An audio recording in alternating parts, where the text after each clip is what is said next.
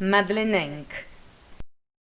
Attestato anche da Frédéric Mistral nello Trésor d'Ophélie Brige, Madeleine Henck deriva dal nome della Santa Maria Maddalena, celebrata il 22 luglio. Come per San Giovanni, il cui nome nelle valli indica il mese di giugno, anche luglio è detto la Maddaleno, e l'aggettivo Madeleine Henck era impiegato in special modo per pesche che maturavano per la metà di luglio o per una varietà di uva bianca precoce. Oggi è utilizzato in ambito colto come pregno di luce, turgore, vividezza e di tutto ciò che caratterizza il rigoglio di mezza estate.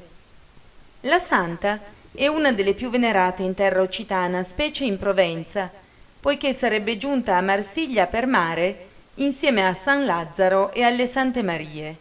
Si sarebbe poi ritirata in Romitaggio per 30 anni nella Santa Baumo, grotta santa in cui avrebbe vissuto in penitenza e digiuno, portata ogni giorno in volo dagli angeli sulla sommità del Saint-Pilon a comunicarsi.